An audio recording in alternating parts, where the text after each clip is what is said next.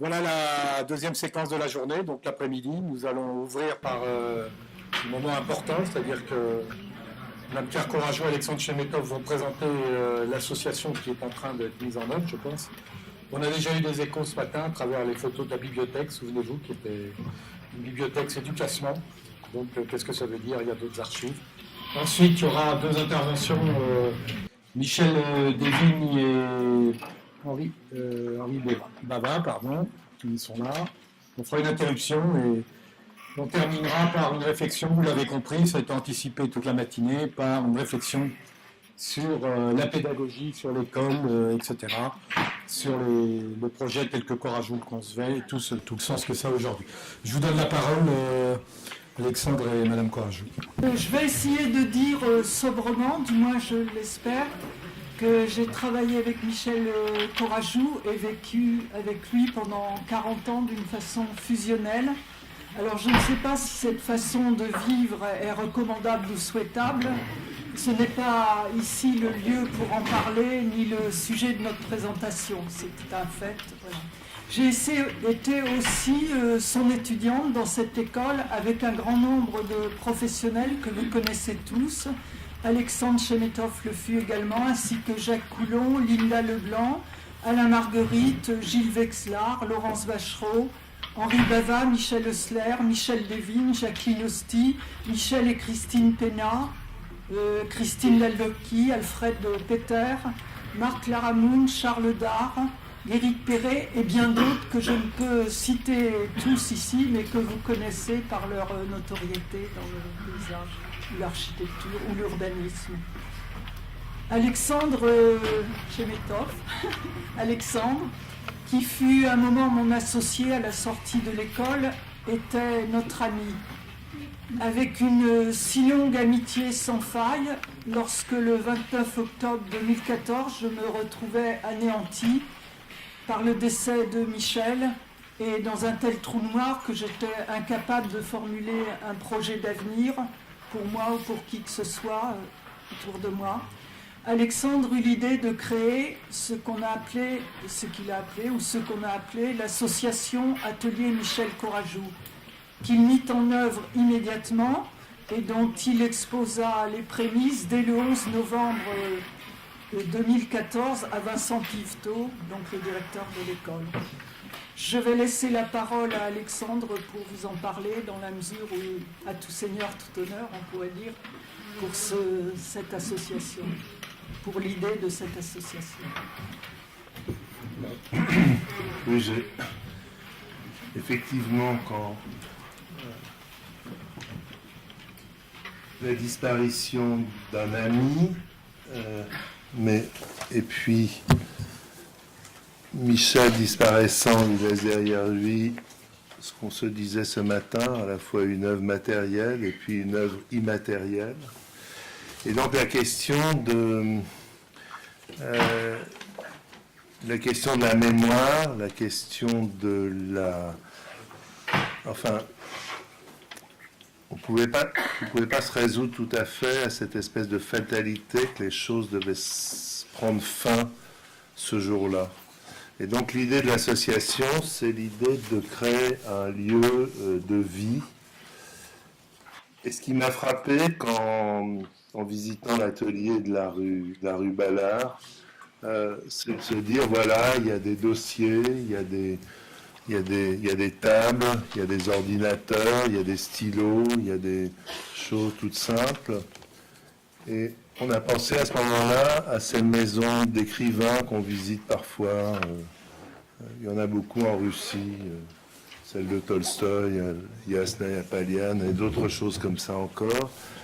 Alors, et puis on est venu voir avec Claire Vincent Piveteau. Et puis on a trouvé un endroit qui donne sur la rue Hardy. Et cet endroit est devenu l'atelier Michel Courajou. Et on trouvait que c'était une espèce de juste retour de choses, finalement, comme une sorte de préfiguration de cette idée de Villa Le Nôtre. Il pouvait y avoir dans cette villa, qui accueillera un jour des hôtes venus d'horizons différents, qu'il pouvait y avoir des invités permanents et que Michel pouvait être un de ces invités-là, et qu'il aurait en gros son atelier dans l'école, sachant que c'est un atelier qui pourrait être un lieu de travail dans lequel on pourrait constituer à la fois travailler aux dossiers qui sont là, à réunir les projets, à faire des films, à constituer d'une certaine façon cette mémoire. Donc ça, c'est l'atelier qui a été créé. L'association a été créée avant la fin de l'année 2014. Elle a été enregistrée. En font partie, donc, comme membre fondateur, Claire Corajou, Anouk Lardenois-Corajou, qui est la fille de Michel, Jacques-Henri Bava, Jacques Coulon, Michel Desvignes, Vincent Pifteau, Idric Hakoun, qui était le comptable de Michel, et moi-même. Moi, j'ai accepté d'être président de cette association, et puis Vincent Pifteau en être le secrétaire, et Idric Hakoun, le trésorier. On fait ça pour que les choses puissent se mettre en place, parce que il y a quelque temps, Michel m'avait demandé une chose. Il souhaitait que, au printemps qui suivrait sa mort, il y ait une fête qui soit organisée dans le parc du Saussay. Et donc, un des buts de cette association, ça va être d'organiser cette fête. Donc, elle aura lieu le 20 juin. Et on a pensé que ça pouvait être un pique-nique où chacun, comme on dit, on le disait dans les restaurants dans les années 50 dont on parlait, ou 60 dont on parlait ce matin, où chacun peut apporter son manger, et qui soit un lieu à la fois un événement très, très simple et très vivant, dans lequel on pourra imaginer des prises de parole, et mais en même temps, pour ce jour-là, on a imaginé publier un livre. Et ce livre serait fait de contributions de ceux qui pourraient apporter des pages, 2 pages, 21, 29, 7 pour Michel. Ça peut être une photo, des photos, un collage, un texte, un dessin. Et c'est l'assemblage de ces pages qui va constituer ce premier livre. Pour dire une chose qui me paraît importante et qui nous paraît importante à nous autres de l'association, c'est que la mémoire, elle est dans les projets, elle est dans ce qu'on racontait ce matin Michel Laruche-Arlu sur les quais de Bordeaux, elle est aussi dans ce qu'en disait Jacques Coulon sur les études, sur des choses qui ont été publiées, qui mériteraient peut-être d'être republiées. Elle est aussi dans des choses très simples et très ordinaires, parce que quand on voit, quand Michel est mort, son agence, c'était une chose très simple, quoi. C'était quelques tables, quelques ordinateurs, quelques livres, quelques dossiers. Au fond, c'est à la portée de n'importe qui. Il n'y a pas une sorte d'infrastructure incroyable. Il y a des choses tout à fait ordinaires. Et c'est ce décalage entre l'ordinaire de l'atelier et l'extraordinaire de ce qui peut s'y produire qui est intéressant. Et donc c'est ça qu'il faut faire vivre, c'est cette idée-là qu'il faut faire vivre. J'interromps Alexandre pour dire que quand Alain Juppé, quand on a gagné le concours des quais, quand Alain Juppé est venu dans notre atelier, il a dit « C'est ça l'atelier Corajou ?» d'un air totalement étonné, tellement c'était des choses ordinaires, des tables, des ordinateurs, quelques dossiers, du calque, et il était très étonné. Donc notre commanditaire qui était donc Alain Juppé. Alors l'atelier est là, dans le bâtiment de la Figuerie, donc sur la rue Hardy, au-dessus du porche d'entrée de la cour. Et l'idée, c'est d'en faire un lieu qui peut devenir un lieu de travail, de consultation, mais aussi dans lequel les archives immatérielles peuvent être réunies, quoi. Quand on a regardé, il n'y a pas très longtemps, avec Michel Desvignes, un film d'Éric Romer, qu'Éric Romer a fait sur le travail de l'AUA, et en particulier où on voit Michel présenter ses projets, quoi, présenter le projet Grenoble. Et on voit un jeune homme incroyablement, comment dire, un peu circonspect. Il reste à distance, quoi. C'est-à-dire qu'il n'est pas, il est engagé, mais en même temps, il montre qu'il n'est pas complètement crédule. Et des films comme ça, c'est magnifique de pouvoir les partager, quoi, parce que ça montre quelque chose qui est le contraire de la construction d'une statue, quoi, qui est le contraire de ça. Qui est au contraire l'idée de se dire un atelier, c'est tout simple. C'est des stylos, c'est des crayons, c'est des dossiers, c'est des diapositives, des choses même un peu périmées comme ça, mais qui nous sont transmises directement. Et c'est une forme un rapport très simple au fond, que chacun peut... Vous voyez, c'est un peu comme le jeu d'un acteur sur une scène de théâtre, quoi. Voilà, à un moment donné, c'est une personne, quoi, qui est devant vous et qui vous parle, quoi.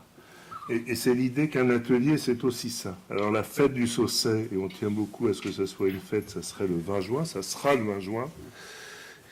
Et puis la publication, on va la prendre en charge pour que grâce aux contributions de chacun, il y ait 100, 150, 200 pages réunies dans ce livre qui serait cette mémoire immatérielle, au fond, qui se tracerait comme ça et se construirait entre ces pages. Donc elle vous appartient, il nous appartient de la faire vivre, de faire que cette journée du 20 soit réussie, de faire que l'atelier vive. Et on a, parce que on nous a dit, il faut qu'il y ait une perspective. Et une association, ça peut pas juste, elle peut pas se contenter comme ça d'être dans l'entre-soi, quoi. Il faut qu'elle s'ouvre sur quelque chose. Et ce quelque chose, c'est l'idée qu'il y ait une exposition. Et alors, on se dit qu'en 2017, il y aurait un tas d'événements, mais qu'il y en aurait un parmi ceux-là qui serait une exposition consacrée à Michel Courajou. Est-ce qu'on peut exprimer, est-ce qu'on peut faire un vœu, Vincent ? Ce qui serait magnifique, c'est que ces expositions prennent place ici, quoi. Parce que c'est-à-dire que ce lieu devienne un lieu d'exposition, quoi. Et que d'une certaine façon, cette exposition soit aussi une forme de préfiguration de l'idée que, au fond, la culture du paysage pourrait avoir un lieu d'ancrage, et que ce lieu d'ancrage, c'est cette école, c'est le potager, c'est la villa Le Nôtre, c'est tout ce que chacun a projeté dans cet endroit, qui ressemble si peu au caractère très conformiste de Versailles, et qui en même temps est le contraire de ça, mais s'y trouve pas si mal. Et donc c'est ce paradoxe que je voudrais laisser en conclusion. Alors, puisque j'ai parlé tout à l'heure d'engagement, on a imprimé des petits bulletins d'adhésion. Donc on va distribuer, et puis chacun est bienvenu pour adhérer, contribuer et faire que cette association vive, parce qu'à un moment donné, il faut aussi qu'il y ait des euros qui arrivent sur le compte. Voilà, merci. Tout le monde en a eu ? Non, mais je vais les distribuer, et puis je crois que mon J devait en reproduire. Les photocopier. Oui. Voilà. Je les tiens à disposition. Merci beaucoup. Non, merci à vous. Et bravo pour l'initiative et la rapidité de la constitution. Très bien, j'appelle Michel Desvignes, qui je crois va se livrer un exercice de lecture, il va l'expliquer mieux que moi.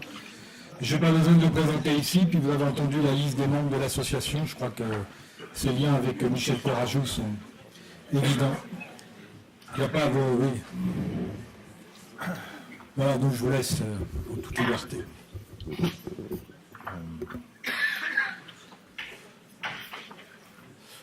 Non, il n'y a pas tellement d'explications. Merci. Je ne suis pas...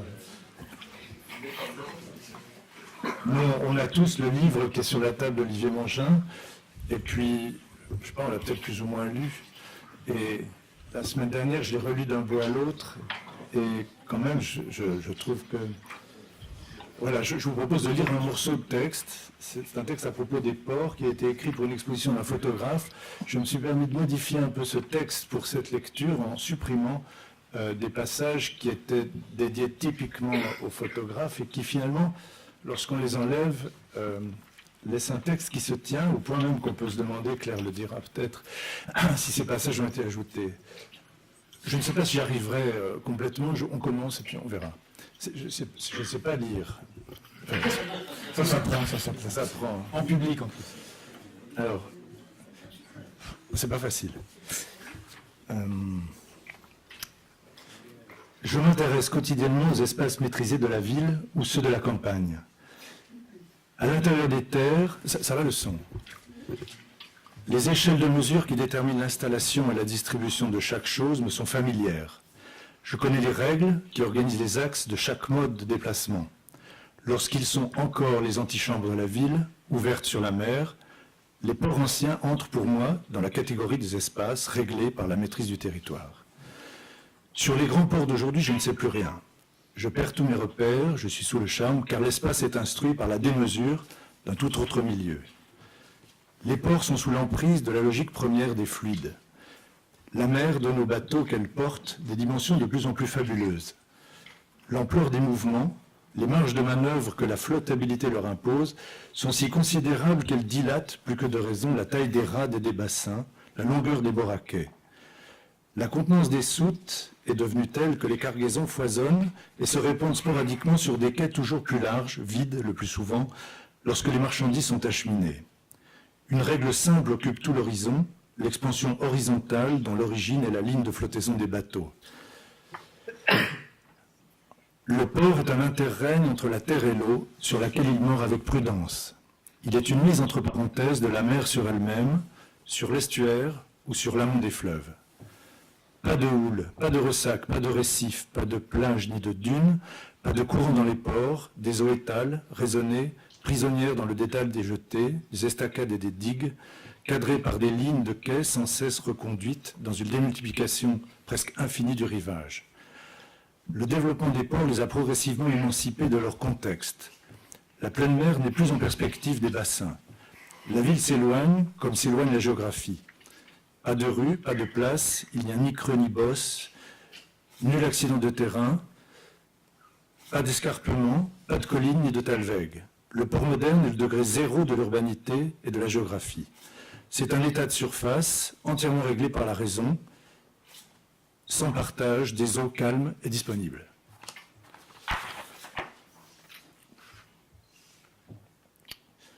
Il n'y a pas de chemin précis, pas de carrefour, pas de surestimation possible de l'endroit où l'on est, pas de préférence marquée. On marche sur une étendue où tous les sens sont toujours possibles. Parfois, des lignes de voies ferrées polarisent le sol, favorisent une direction, mais elles divergent aussitôt, si bien qu'elles ne comptent pas dans notre décision. Bien que la promenade y soit fortement découragée, les grands ports sont des lieux exceptionnels d'errance et de liberté. En se détournant du large et de la terre, sont opposés, pour étendre, sans limite, leur juridiction, les ports orientent leur domaine sur la parallèle des côtes et des rives.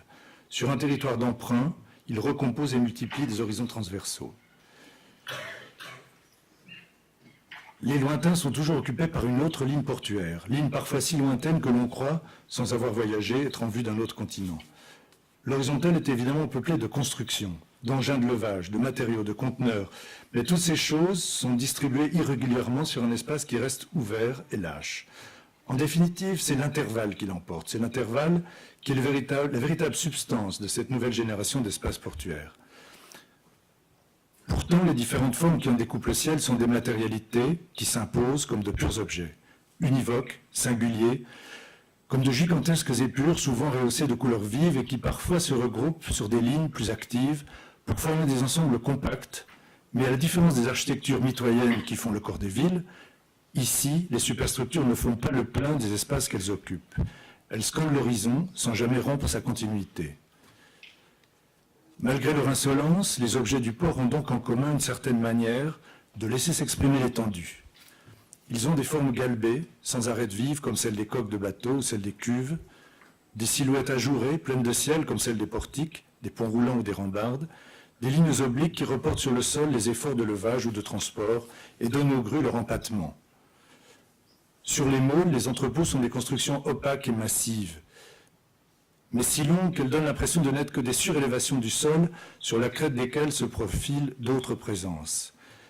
Les ports sont des paysages singuliers, où des choses disparates et pourtant solidaires baignent dans une vacuité générale de l'espace. Des paysages ultimes où les composantes n'ont de relation que distendues. Il n'y a donc pas de centralité possible dans ce mode de distribution. Les ports n'ont plus de centre, comme ils n'ont plus de limites. Les installations portuaires se propagent sans relance, par relances successives, aux marges indécises d'un territoire immense, toujours inachevé.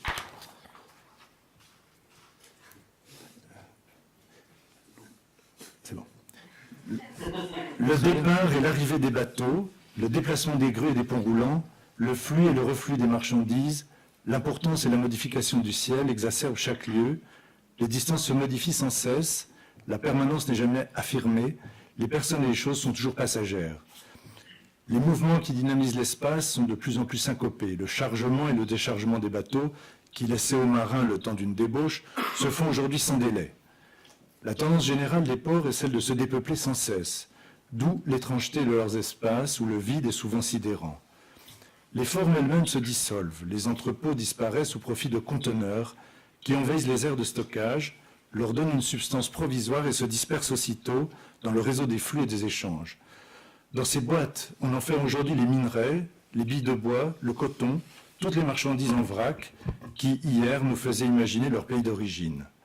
Le port moderne stimule différemment notre don d'ubiquité. Les signes et les mots en langue étrangère qui calligraphient chaque conteneur et lui donnent sa destination nous font encore, immobiles, traverser l'océan. Mon attirance pour la vacuité des grands ports est à la mesure de mon indignation lorsqu'en faisant mon métier, je vérifie chaque jour la sauvagerie avec laquelle le territoire est occupé. J'assiste au comblement sans lacune du centre des villes, au gaspillage de leurs sites d'accueil, à l'extension des friches industrielles, aux emprunts inconsidérés sur les terres agricoles alentour. C'est un verre. Peut-être tu peux m'ouvrir. J'anticipe l'abandon et la ruine certaine de l'espace ouvert de la campagne. Par la générosité des vides que leur fonction induit, les espaces portuaires sont les lieux calmes d'une respiration où j'aime divaguer. Mon plaisir sera de courte durée, car je sais que les mécanismes qui gouvernent le développement des ports montrent des symptômes différents, mais participent de la même dégénérescence. En voulant s'exclure de tout contexte pour mieux construire dans l'espace l'épure des flux et des échanges, le modèle littéral de la distribution, ils ont entraîné la déchéance d'une grande partie des villes avec lesquelles ils étaient historiquement liés. Ils ont perdu leur propre substance, leurs espaces se sont divisés en multiples secteurs réservés. En abandonnant toute forme d'interrelation et de mixité, les ports atteignent aujourd'hui le seuil qui les condamne. Plusieurs villes maritimes ont récemment réinvesti les espaces anciens délaissés par leurs ports, et les ports eux-mêmes semblent reconsidérer leur rapport avec les centres urbains. On peut donc se réjouir des secondes noces où s'engagent villes et ports, et dans le même temps on doit s'inquiéter d'une relation nouvelle qui pourrait les confondre. Il ne faudrait pas que le modèle d'occupation frénétique de la ville actuelle colonise sans discernement l'étendue portuaire. Il ne faudrait pas que les raisons de la terre l'emportent sur celles de la mer. Je quitte un instant les lieux de maîtrise de la ville sédentaire pour réapprendre, dans la parenthèse encore féconde des ports, l'enchantement des espaces nomades. J'arrête.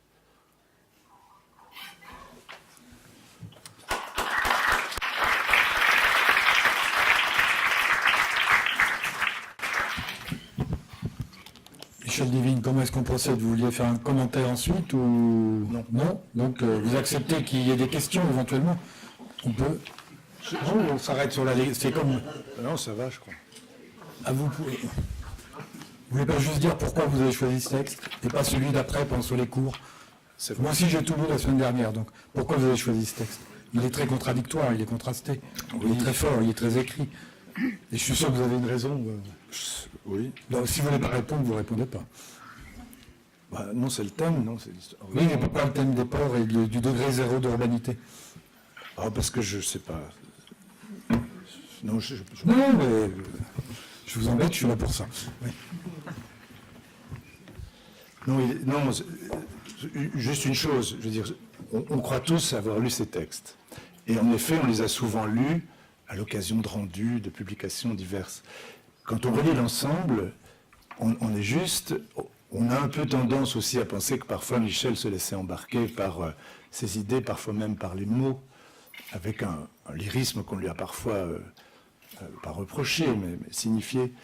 Et en fait, c'est très très bien écrit. Ah oui. Et juste quand j'ai relu ça, ça m'a sidéré. Je trouve ce texte magnifique. Ça suffit. Non, pas moi vous prêchez un converti. C'est une écriture très intense. Quand il dit intensifier le réel, il y a une intensification de l'écriture. J'avais juste une question, c'est peut-être Alexandre ou même Courajou. C'est l'auteur qui était fait à l'école du paysage, c'est la collection de l'école du paysage, donc en 2010. Est-ce qu'il y a eu un choix par rapport à ce qu'il vient de dire, très sélectif des textes? Est-ce que Michel Courajou, vraiment sélectionné par rapport à toute la question des archives, des textes, il a fait beaucoup d'entretiens, comme on sait. Oui, c'est très retravaillé, c'est ça. C'est pas une sélection de textes qu'il avait déjà fait. Non, voilà. Non, mais il y a des textes qu'il n'a pas mis, par exemple. Il a mis du temps pour l'écriture, effectivement, Michel parlait d'écriture, il a mis du temps, parce qu'il lui fallait beaucoup de temps pour l'écriture, qui n'était pas son domaine privilégié quand il était étudiant en classe de terminale. Au contraire, quand il a passé le bac, on lui a dit à de très belles cravates. À de très belles. Donc il a fallu lui une espèce d'expérience autodidacte pour réapprendre l'écriture qu'il avait étudiée quand il était au collège et au lycée. Tu dois le dire, il travaillait tout le temps quand même. Des textes comme ça, c'est un temps fou. C'est très intense. C'est extrêmement soigné comme écriture. Ce qui est impressionnant de penser quand même, c'est... Il est né de ce complexe et qu'il avait dû avoir une mauvaise note au bac et qu'on lui a dit ce complexe, il a traîné longtemps. À l'époque, moi, je ne le connaissais pas, je l'ai connu il y a 30 ans. Et c'est un travail d'autodidacte sur le français, sur l'écriture, sur la signification des mots, sur la sémantique. Et ce travail, il l'a acquis lui-même avec des rencontres comme celle de Michel Serres.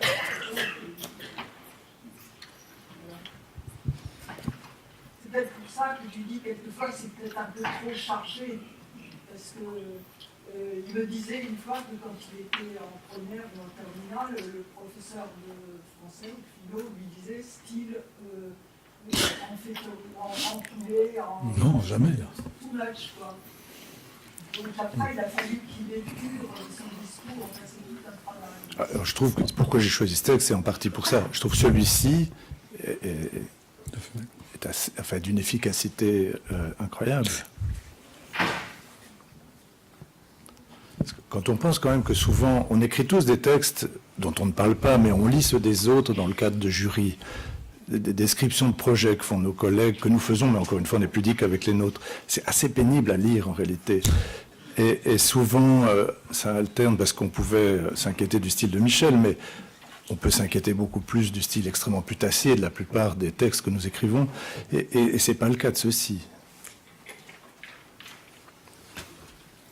Moi, ce que je trouve intéressant, c'est qu'il y a un rapport très dense ou très intense entre l'écriture et le paysage comme dimension, enfin, comme espace culturel, quoi.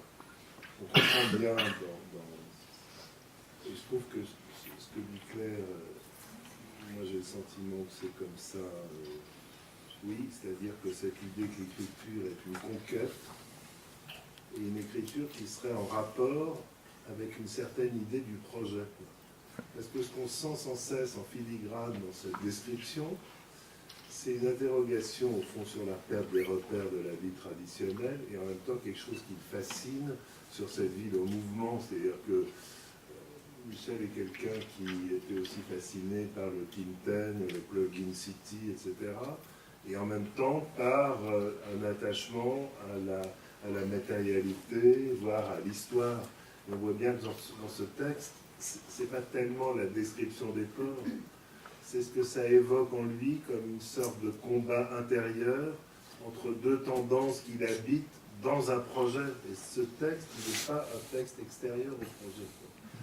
Il est une écriture à l'intérieur d'une dynamique de projet. C'est-à-dire qu'il nous donne à voir, enfin, il nous donne à lire plus exactement ce qui se passe comme type de contradiction ou comme type de construction intellectuelle et qui agite l'espace du projet, enfin, ou qui sont en jeu quand on est en train de finalement de travailler au projet.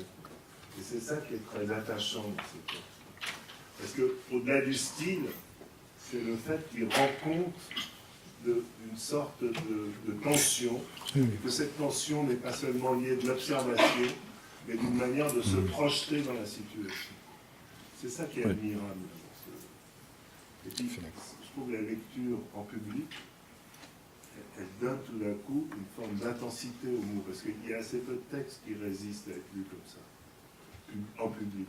Oui, parce que ça devient tout d'un coup voilà, comme tu l'as fait, avec une forme de recul comme ça, mais en même temps il y avait un silence absolu, et tout le monde au même moment était en train de partager ça. L'espace couvrait le texte. Et c'est des choses, encore une fois, très simples et très fortes. Ah, puis je dois bien avouer, il s'agit du port du Havre, et comme je viens de gagner un concours pour refaire le Grand Quai du Havre, je ferai attention à ce que je fais. Je connais le Havre. Merci. Si quelqu'un veut réagir, c'est pas interdit. De manière très libre, hein, non? Je rappelle que le texte est de 93, hein, par rapport au devenir du Havre, c'est important quand même. Oui. Moi, je sais quoi ce que vient de dire Alexandre, il y a deux mots qu'on a entendus, attraction, indignation. On est dans la tension. Je suis attiré par ce type de territoire et je suis indigné par ce qui se passe. Donc ça, voilà. Merci Michel Deligne.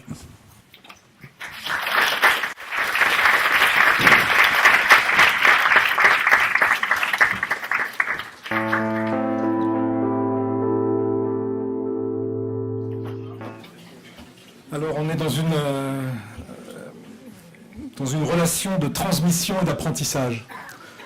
Presque tout le monde aujourd'hui a fait l'éloge de la transmission qui s'est opérée, notamment dans cette école, et je remercie ce lieu d'apprentissage de nous accueillir aujourd'hui, le NSP, l'école de Versailles, dans laquelle j'ai été étudiant, j'ai été élève, bien sûr, de Michel Corajou, entre autres, stagiaire dans son agence. Ensuite, j'ai enseigné ici, j'ai une fois été co-traitant sur un projet avec lui, souvent concurrent, et finalement ami, je dirais, avec Michel et Claire, je les connais bien. Je n'ai jamais eu le sentiment de sa part je n'ai jamais eu l'impression qu'il avait un sentiment de supériorité, bien qu'il ait accumulé un nombre d'expériences incroyables. Mais j'avais vraiment le sentiment d'un engagement personnel, d'une rencontre intense, directe, ce que beaucoup de gens ont souligné aujourd'hui, dont Alexandre Chemetov.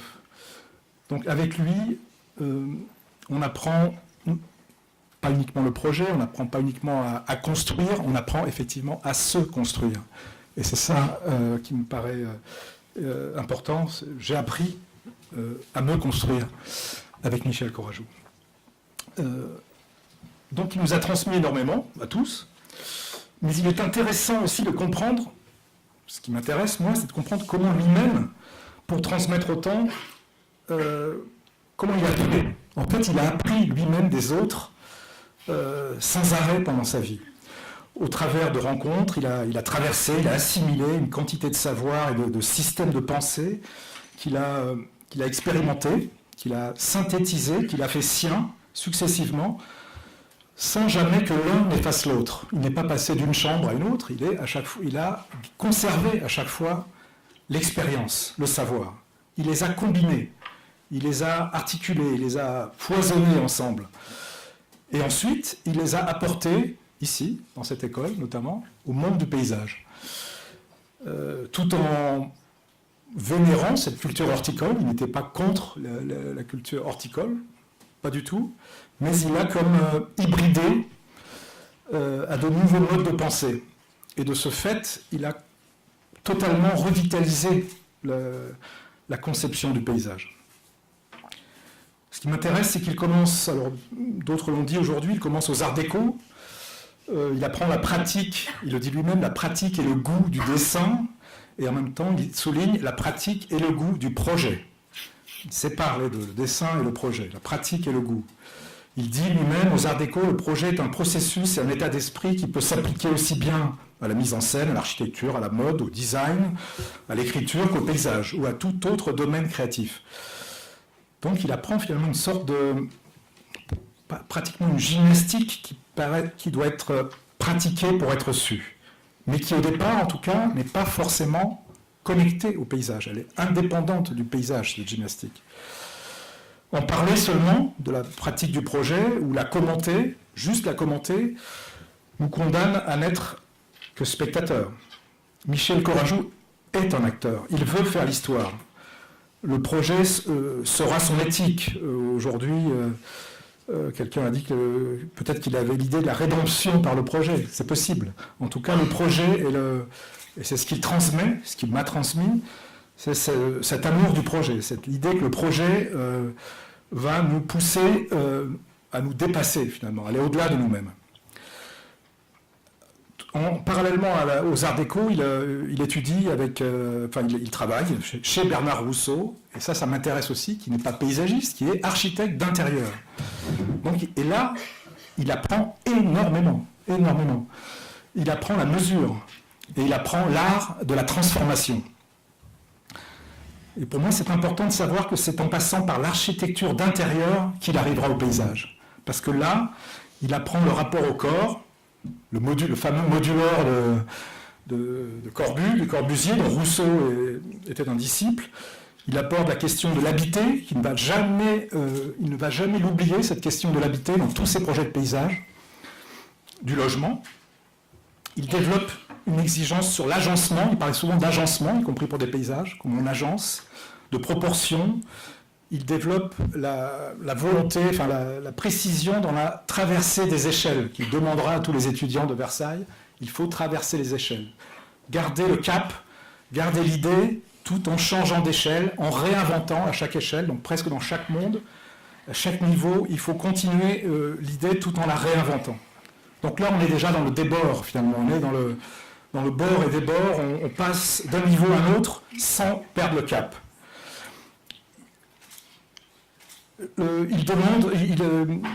Il comprend avec Bernard Rousseau aussi et c'est ce qu'il fait passer aux étudiants de Versailles, qu'effectivement, ce n'est pas simplement une gymnastique, comme je l'ai dit au départ, le projet, c'est un engagement, comme a dit Alexandre Chemetov tout à l'heure, c'est un engagement personnel où on met toute sa personnalité, on met tout ce qui est possible en fait. On est un peu sans filet, et Bernard Rousseau avait cette pratique du cahier où on met tout dans le cahier, tout ce qui est possible. Quand on a une question qui nous travaille, on commence à agréger dans ce cahier, on découpe des images qui nous font rêver, on écrit un rêve qu'on a eu la nuit, et finalement on se constitue, on se construit en construisant le projet.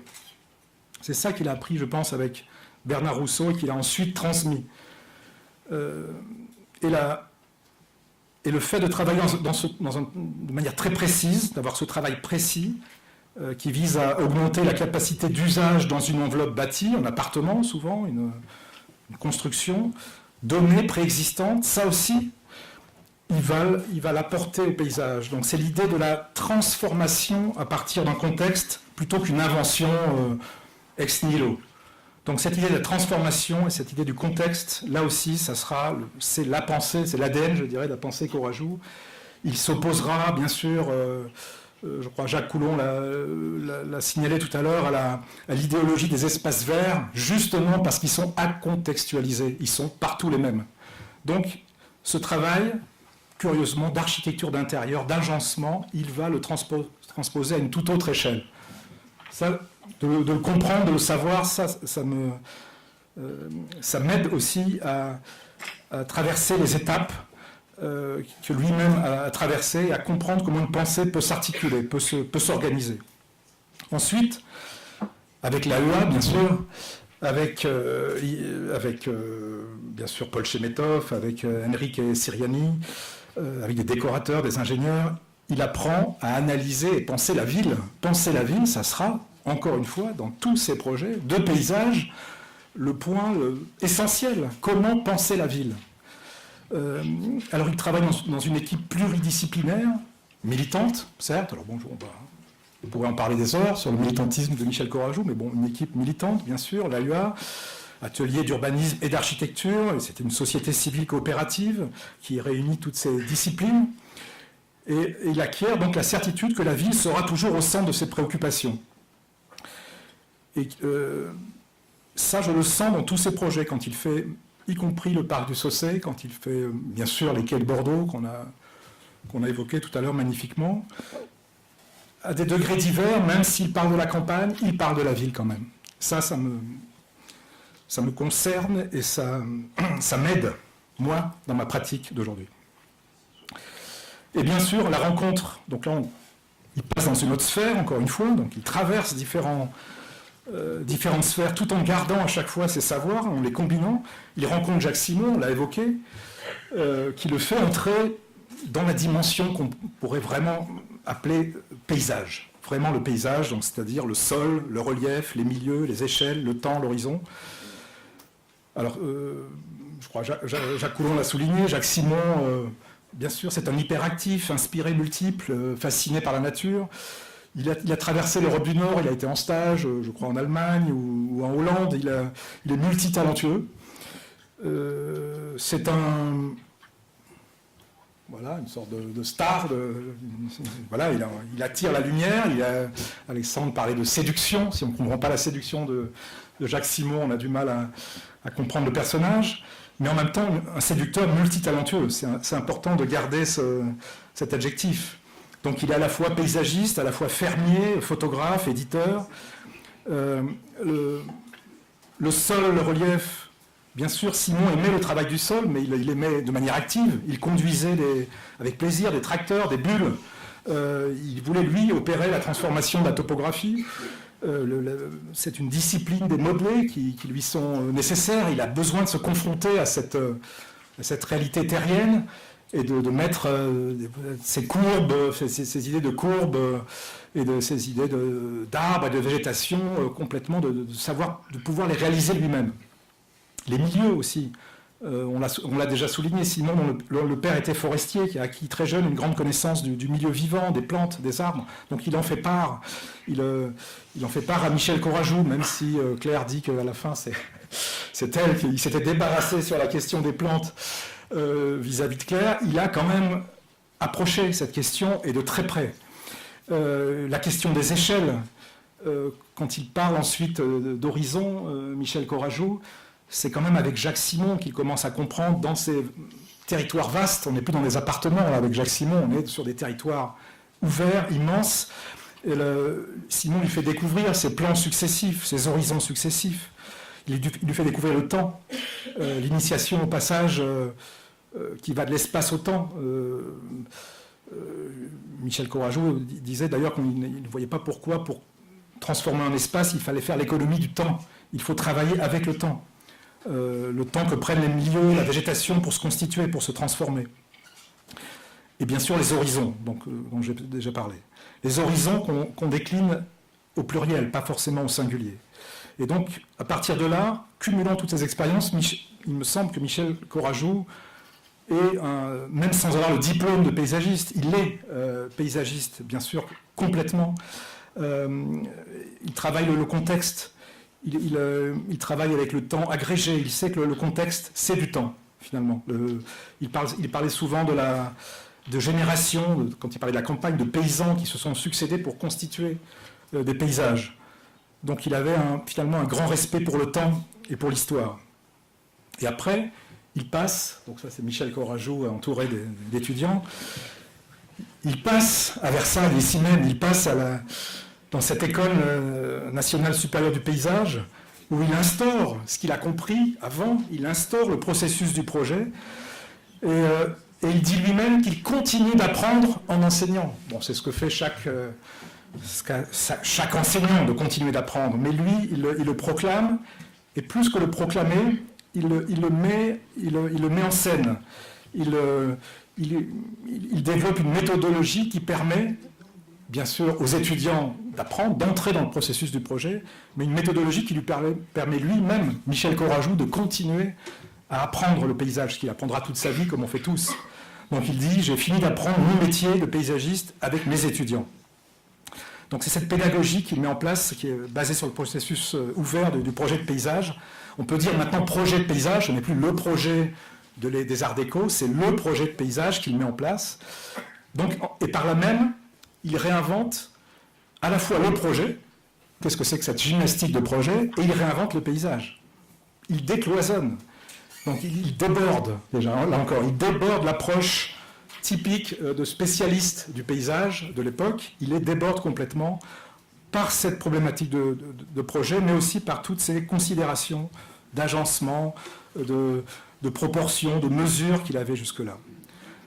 Il adapte le processus du projet au vivant, au dynamique. Alors le vivant, ce n'est pas uniquement les végétaux, c'est aussi le social, les gens, qu'il avait, on l'a compris aujourd'hui, qu'il avait complètement, dont il était très proche par la rencontre, justement.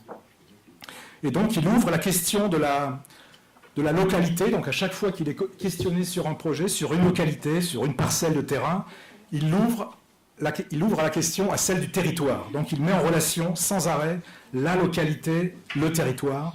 Il parle énormément d'interrelation. Il parle d'urbanisme. Il parle d'urbanisme, Michel Courajou, donc ne donnant aucune limite à ses étudiants. Ça, je lui en suis gré encore aujourd'hui dans ma pratique de paysagiste. Alors on peut dire paysagiste, urbaniste, ou on peut dire ce qu'on veut, finalement paysagiste, ça va très bien. Il ouvre, comme il a décloisonné, il nous permet, nous paysagistes, de traiter l'enchaînement des espaces, de traiter la cohérence du territoire, de la petite échelle à la grande, de révéler un site, de faire des relevés de terrain, et en relevant, de révéler ce qu'on y trouve finalement, et de faire basculer l'ensemble du site considéré dans une dynamique de projet. Donc il ouvre la notion de paysage grâce à ce processus ouvert, transdisciplinaire, décomplexé, je l'ai déjà dit. Il restaure pour moi la pensée des espaces publics, qui était une sorte de spécialité dans le monde du paysage. Donc on a parlé des jardins ce matin, il y a les espaces publics, qui ont souvent été cantonnés à des problèmes de dallage. Lui, puisqu'il élargit la problématique à celle du territoire, les espaces publics sont pris dans la problématique du paysage et du territoire, du proche au lointain. Et donc, il avait à la fois une pratique de paysagiste à l'agence, que j'ai un temps assez court, que j'ai vécu de l'intérieur à l'agence Michel Courajou, et une pratique de sa pédagogie qui se sont interfécondées, même si il aimait bien garder ces deux sphères séparées. Donc lui était le lien entre l'agence et ici, et l'école, mais il n'aimait pas. Je me souviens d'un jour, on était arrivé, en revenant du parc du Saussay avec Claire, on était arrivé par hasard, par surprise, je dirais, à l'école. Il était très surpris, en fait, il ne souhaitait pas que son agence fasse irruption, surtout si ce n'est pas annoncé, dans son monde, dans sa sphère pédagogique. Donc il était finalement jaloux de ces différents mondes, et lui était le lien, lui était l'élément de transfert de l'un à l'autre, l'élément qui faisait le lien, qui créait la continuité. Ensuite, bien sûr, on était à Versailles. Son atelier, il l'appelle l'atelier André Lenôtre, bien entendu. Il est fasciné par cette organisation, cet agencement de l'ensemble du parc du jardin de Versailles jusqu'à l'horizon. Il a une belle formule où il dit que finalement le jardin est instruit par l'horizon. L'horizon devient sujet. L'horizon instruit l'ensemble du jardin de Versailles.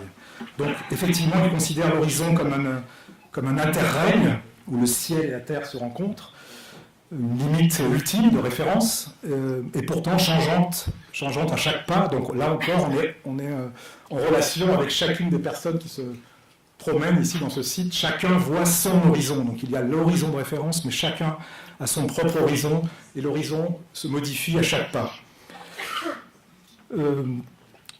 Et donc c'est bien Versailles. C'est pas, il a souvent fait la distinction entre Vaux-le-Vicomte, qui était certes un projet abouti, mais qui ne met pas en scène l'horizon, qui n'est pas instruit par l'horizon, et le différencie clairement de Versailles, où le nôtre accomplit son œuvre. Cet horizon qui instruit tout l'espace hyper maîtrisé de Versailles, comme il disait.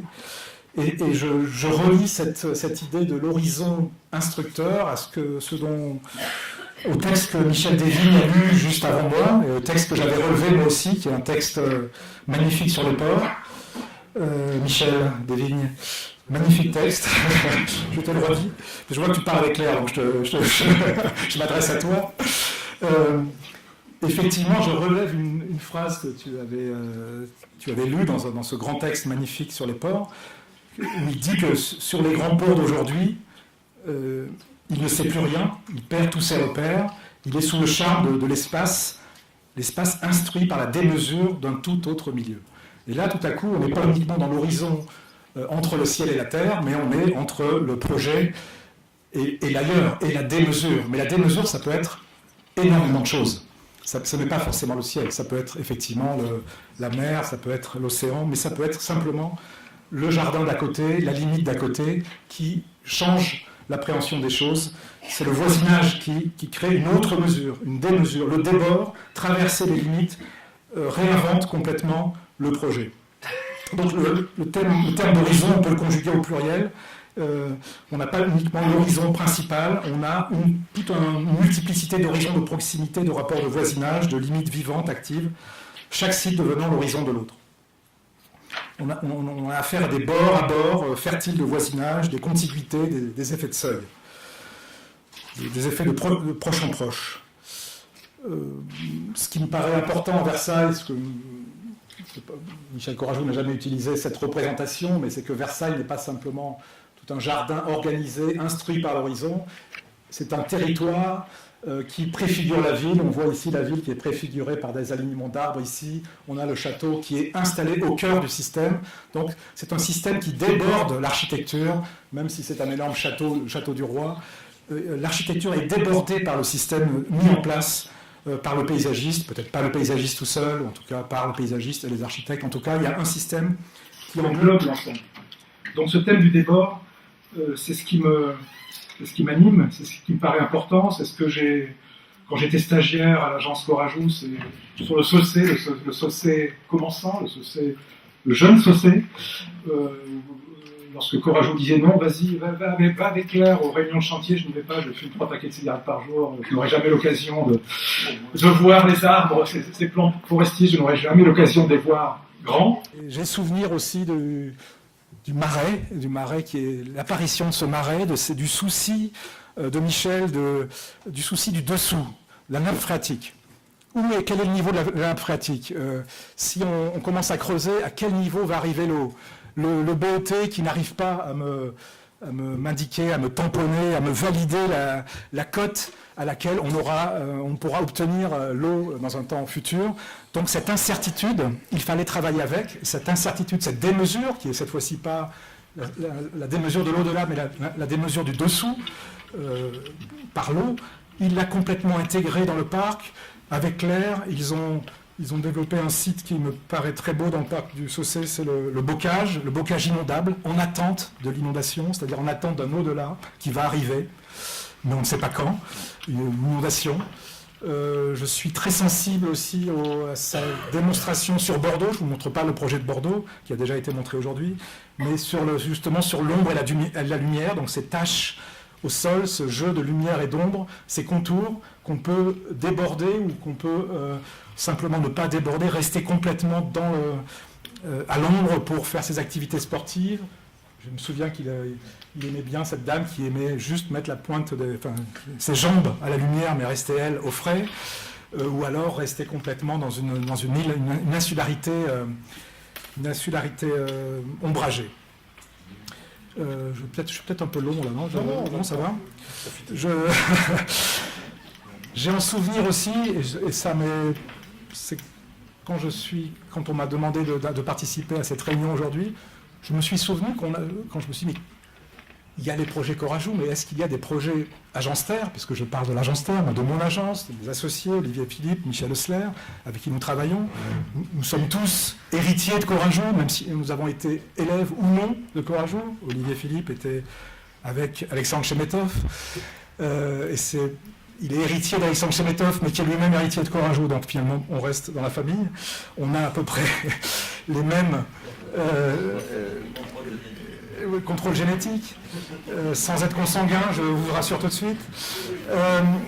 Donc finalement, qu'est-ce qui nous a rapprochés à un moment donné? Ça a été un travail que j'avais proposé à Michel Courajou et Claire de travailler avec nous, donc la jeune Agence Terre, donc en 88. Je crois que l'Agence Terre avait 2 ans d'existence. 88, parce que c'était la question du jardin de la Fontaine à Nîmes, la rénovation des jardins. Jean Bousquet, maire de Nîmes, patron de Cacharel, voulant rénover l'ensemble du site et de marquer de sa patte la ville de Nîmes. Donc on se sentait, nous, jeune agence, peut-être pas complètement les épaules pour partir seul sur un projet de rénovation de jardin historique.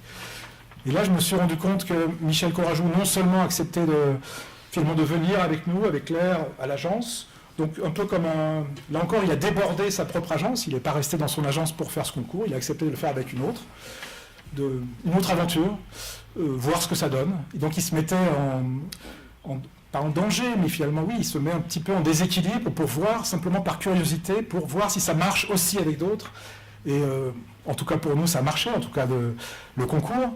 C'est un concours où on était à la fin lauréat, mais finalement rien ne s'est passé. Il y a eu énormément de choses qui sont passées à Nîmes, le maire n'est pas resté après. Mais en tout cas, c'était une expérience où à partir d'une fontaine historique, romaine, remasterisée, on dirait aujourd'hui, repensée au XIXe siècle notamment, d'abord par Maréchal, ensuite au XIXe siècle. On a eu l'occasion, là, d'aller voir le dessous de cette fontaine. Donc je me souviens de Michel Courajou avec des bottes, chaussant ses bottes, et nous, entrant dans le boyau souterrain, dans la colline, regarder la fontaine, donc la colline par le dedans, par le dessous, et nous disant que finalement, par l'absence de l'eau, parce qu'il a fallu pomper l'eau, donc la ville était en train de pomper l'eau pour qu'on puisse se promener dans ce boyau souterrain, c'est l'absence de l'eau qui nous a fait penser que c'était quand même l'eau, l'élément principal, important, essentiel, sur lequel on pouvait travailler peut-être. Alors c'était l'idée un peu folle qu'on avait eue d'avoir à partir de la fontaine, de faire en sorte que cette eau souterraine soit non seulement canalisée dans les rues de Nîmes, comme elle l'est aujourd'hui, mais qu'elle remonte comme une noria, la colline, vers la Tourmagne, qui est finalement le monument romain, lui aussi, mais avec visible de partout, qui est l'horizon de Nîmes. Donc avoir une noria qui distribue différentes terrasses, différents jardins, qui irrigue finalement différents horizons, à partir desquels on peut voir un horizon de la ville différent.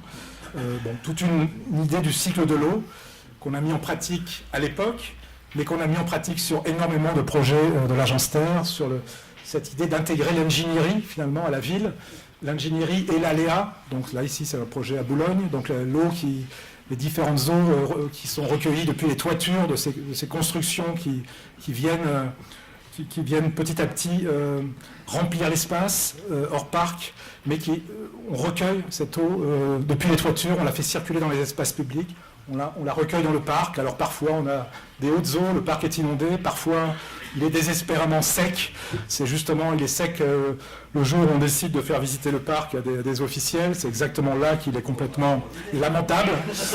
Mais justement c'est ça l'aléa, c'est ça l'intérêt de l'aléa, d'être en phase, donc d'être en ville, mais en phase avec le paysage, en phase avec le climat.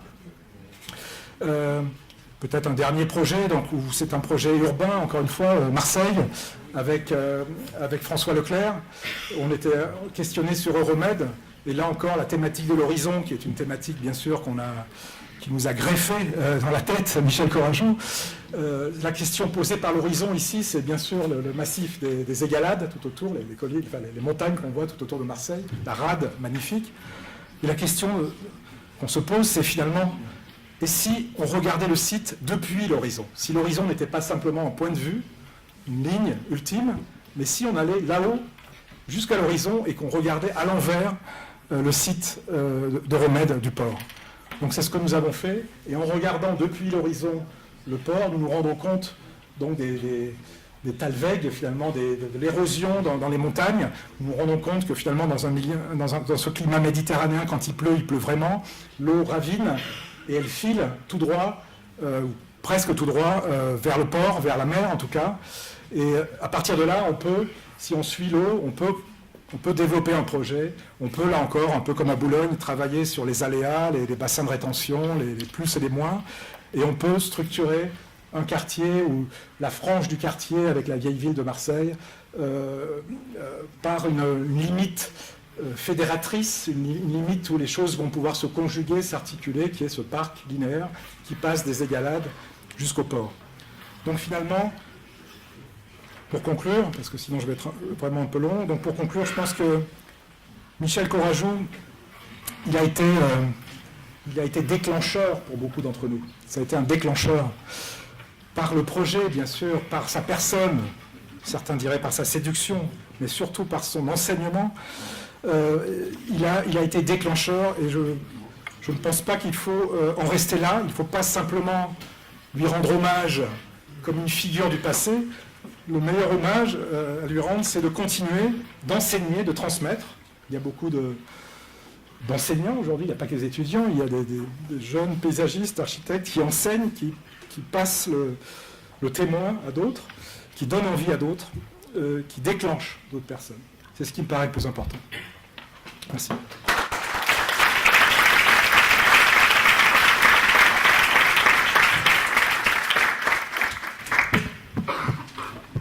Merci Henri Bava pour ce beau témoignage sur la transmission et sur votre lien entre l'apprentissage chez Corajou et ce que vous faites aujourd'hui.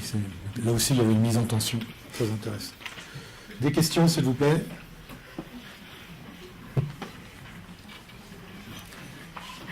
Vous êtes déjà présenté, mais il faut le refaire. L'effervescence. Ma question, c'est que moi je comprends un paysagiste de l'urbain tel que vous le présentez. Or, ce matin, on a vu que Michel Corajou venait d'Annecy, qui est un pays plutôt naturel, de montagne. Et je trouve qu'il y a je m'interroge sur le rapport qu'il pourrait y avoir entre ce lien à la montagne et l'urbanité. Je n'arrive pas à trouver la réponse, en fait. Baissez légèrement la lumière. Donc, vous avez montré une image que je n'ai pas montrée quand même. Alors, on continue la présentation. Les deux derniers projets que je n'avais pas montrés, c'était justement ça. On parle de l'horizon, on est très loin ou très bas, on est dessus ou dessous. Mais il y a un horizon qui est l'horizon de base, je dirais, sur lequel on marche tous les jours, qui est la terre, le sol. Jacques Coulon en a parlé tout à l'heure. Ça nous paraît aussi, bien sûr, très important. Et c'est là, c'est dans ce socle fertile qui peut se nouer le lien entre paysage, ville, agriculture. Je crois que vous avez parlé donc, de ces différentes échelles. C'est dans une échelle de proximité liée à la terre qu'on peut développer ça. Donc ça, c'est un projet du bois habité, justement, à Lille, où c'est un travail de faire en sorte qu'il y ait le moins de voiries possible, que les circulations par les véhicules soient autour du site et que dans le quartier, les deux côtés des habitations, il n'y ait que des rues vertes finalement, des rues plantées, des rues fertiles. Et donc cette fertilité, c'est une fertilité organisée par des paysagistes, par des habitants. Il y a aussi des jardins privatifs. Il y a aussi ce projet des docks, j'arrêterai là, c'est les deux derniers. Ce projet des docks, le parc des docks à Saint-Ouen, où, alors que le quartier se construit tout autour, donc la ville dont vous parlez aussi, on a installé d'abord, avant la ville, le cœur du parc, une partie du parc qui accueille des jardins partagés, des jardins familiaux. Et donc vous voyez ici, finalement, alors que la ville est en construction, il y a des grues tout autour, c'est les habitants... les voisins, les premiers habitants peuvent déjà cultiver leur jardin, comme le dirait Voltaire, Donc on a là cette articulation possible. C'est très partagé aujourd'hui par beaucoup de monde, mais Michel Corajou a eu un grand prix d'urbanisme en parlant de l'agriculture, en parlant de la culture des sols. Et je crois que c'est l'avenir de nos villes, effectivement, et peut-être le paradigme, un changement de paradigme pour les paysagistes, où ils ne vont pas, à l'avenir, tout contrôler, ou peut-être ça pouvait être leur rêve, en tout cas, jusqu'à aujourd'hui, d'essayer de maîtriser, c'était le thème de la maîtrise, l'espace, mais il faudra non seulement qu'ils partagent cette maîtrise, mais qu'ils co-conçoivent, qu'il y ait de la co-conception, il y a beaucoup de participation avec les habitants, donc il y a la co-conception qui paraît fertile, elle aussi. Il faut savoir l'utiliser, savoir jouer avec ça, savoir utiliser ces dynamiques, un peu comme utiliser les dynamiques du vivant. Il y a une époque où on détestait les végétaux parce qu'il y avait une dynamique du vivant. La dynamique du vivant, elle est aussi chez l'habitant, et on peut travailler avec cette dynamique.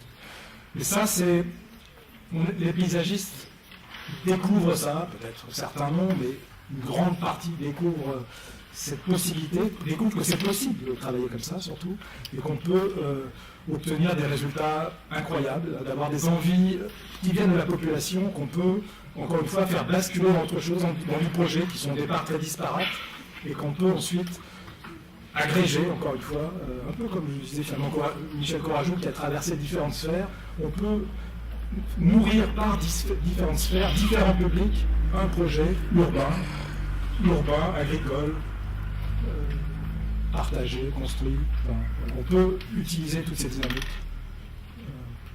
au profit du projet, au profit de tous, donc. Du bien commun, on pourrait dire.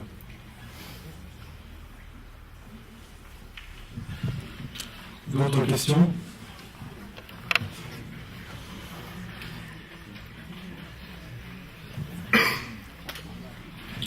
Ça va venir.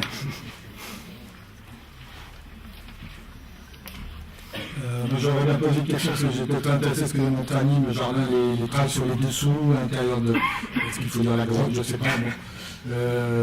Corajou en parle pas mal dans ses textes, mais est-ce qu'on aurait des exemples de ce travail un peu justement sur les dessous?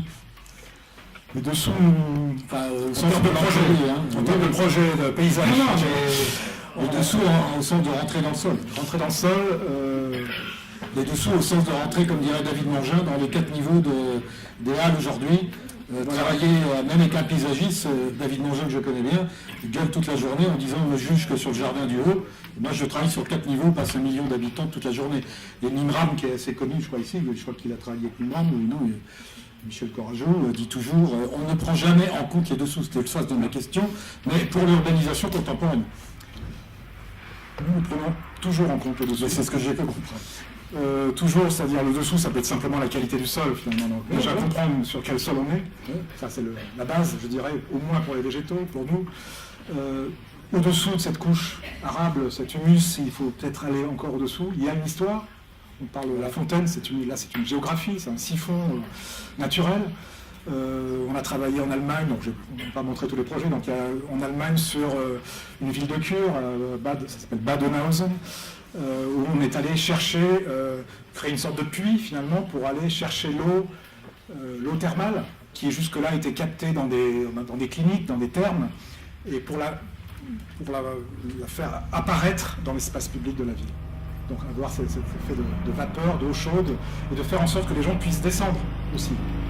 Donc il y a un côté ouvrage d'art quand même dans l'histoire, un puits qui laisse apparaître cette vitalité de dessous, cette dynamique invisible jusque-là, et donc faire en sorte que la ville ne base pas uniquement son économie, parce que c'est ça, l'économie de cette ville est basée sur une économie, sur une écologie souterraine, l'eau, mais il faut aussi la montrer, la faire participer à l'espace public, ça c'était un. À d'autres moments, nous avons utilisé l'idée du dessous quand on a travaillé dans les mines dans la Ruhr, où à la frontière, là encore, c'était le débord entre la Ruhr, la Hollande et la Belgique. On nous a demandé de travailler justement sur comment tisser des relations entre ces différents pays qui se détestent, il faut le dire. Donc les Hollandais et les Allemands, ça ne marche pas ensemble, mais il fallait travailler ensemble. Et la manière qu'on a trouvée, c'était finalement d'aller chercher dessous. Dessous, il y a une énorme couche de charbon qu'ils ont utilisé chacun, qu'ils ont perforé, qu'ils ont Ils ont troué par des mines pendant un siècle l'industrie du charbon. Et à partir de là, on leur a montré qu'ils avaient un socle commun, certes invisible, mais ce socle commun était bien là, physique, mais invisible, et qu'ils pouvaient travailler ensemble. Donc on a développé un master plan trinational à partir du dessous, que personne ne voyait, mais ça arrangeait tout le monde en même temps. On ne le voyait pas, mais chacun avait des souvenirs, le grand-père qui a travaillé dans la mine, le père qui est mort, donc des souvenirs de la mine, des souvenirs du dessous, qui ont fait qu'ils ont pu enfin travailler ensemble. Et puis, le dernier exemple, c'est les halles. On parlait des halles. Oui. Les halles, on a fait le concours avec Rem Koolhaas, avec Oma. Oma, et c'était exactement ça. En Allemagne, on allait chercher, donc là c'était les eaux souterraines de cette ville de Spa, de cette ville thermale, pour les faire émerger en surface, en travaillant sur les halles. L'idée c'était de percer non seulement d'avoir un seul accès piéton avec un accès captif, je dirais, par le centre commercial pour aller au métro, mais de percer de différents endroits pour qu'il y ait une liberté, non seulement pas de parole, mais une liberté d'action pour tout le monde dans cette ville, dans ce centre de Paris, dans ce forum. Qu'est-ce que c'est que le forum ? Le forum latin, le forum de l'échange. Il faut échanger non seulement à un niveau, mais essayer d'échanger à différents niveaux. Donc nous, on avait l'idée de faire descendre le parc, d'éviter de faire en sorte que le parc soit uniquement une plaque, un couvercle qu'on met sur un centre commercial, mais de faire descendre le parc par ses percements jusqu'au cœur, au ventre de Paris. Et Rem Koolhaas a retourné l'argument en disant « D'accord, mais je vais faire, moi, émerger les programmes qui sont invisibles, les programmes commerciaux qui sont du dessous, qui sont invisibles, et je vais les faire émerger sur le dessus. » Et donc là, tout à coup, il y a un jeu entre l'architecte, le paysagiste, la ville, qui, à mon sens, aurait pu produire une expérimentation riche de ce forum des Halles. Ça aurait pu démultiplier cette idée de forum et de centre-ville. Je peux simplement revenir au propos que tu tiens, à l'année de l'autre, donc qui a commencé il y a 2 ans, et où a été présentée la façon dont on utilisait l'eau, c'est-à-dire tout ce qui était souterrain, toutes les conduites, les aqueducs, etc. Et il y a une jeune femme, dont je ne sais plus le nom, qui est spécialiste de ça, qui est venue nous présenter tout le travail qui a été fait au XVIIe siècle sur la prise de l'eau, la façon dont elle était montrée, cachée, et où elle ressurgissait dans le grand canal, les bassins, etc. Donc ça, on en revient au XVIIe siècle et à l'eau. Oui, absolument. Absolument, on en revient à l'ingénierie qui ne doit pas être déconnectée du projet. L'ingénierie, c'est le projet.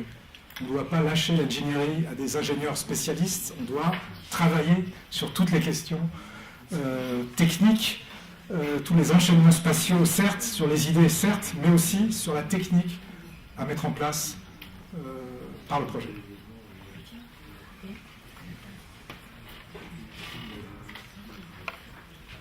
Question ?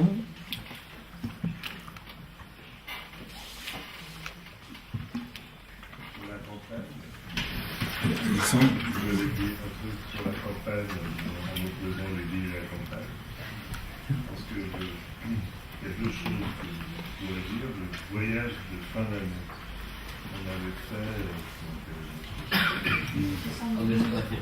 c'est en Espagne, uniquement dans des paysages agricoles. Et je rapprocherai cette histoire où on avait un point de vue, je dirais, esthétisant sur la campagne. C'est-à-dire sur la beauté des labours, des cultures et du paysage agricole espagnol, donc une sorte à l'échelle du territoire. On était très marqués par ça. Et puis Michel, à la suite, avait imaginé que la campagne était, au fond, le monument de la ville. Il a travaillé sur l'idée des lisières en pensant que la vue sur la campagne pouvait être une dimension monumentale de la ville elle-même.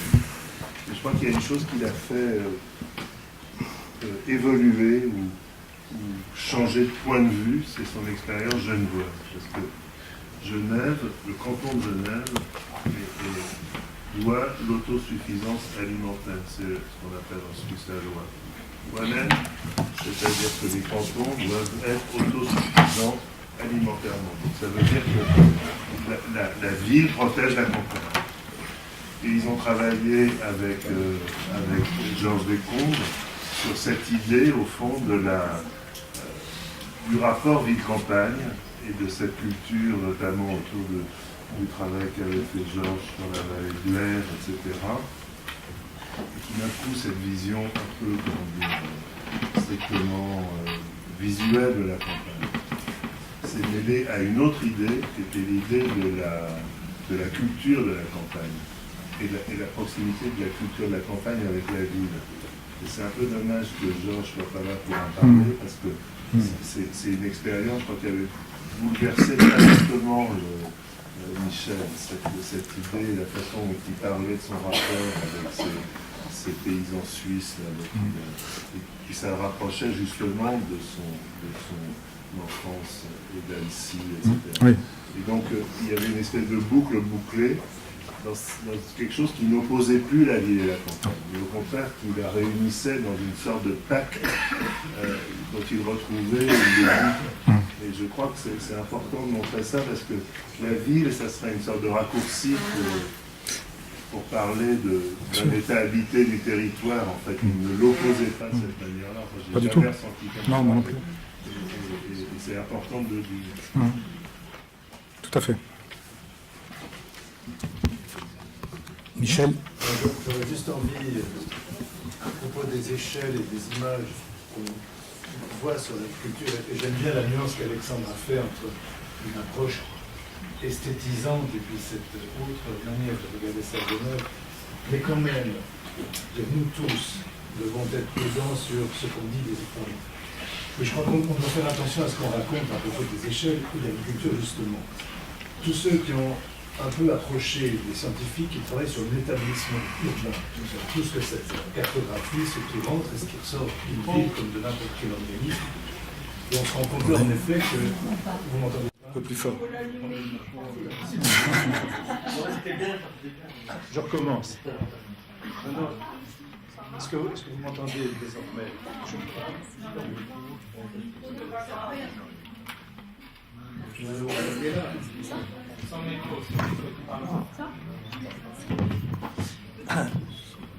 Donc je reviens un tout petit peu en arrière sur... j'apprécie ce qu'Alexandre dit justement, qui d'un coup me réveille entre cette dimension esthétisante et puis cette approche différente qu'il évoque à Genève.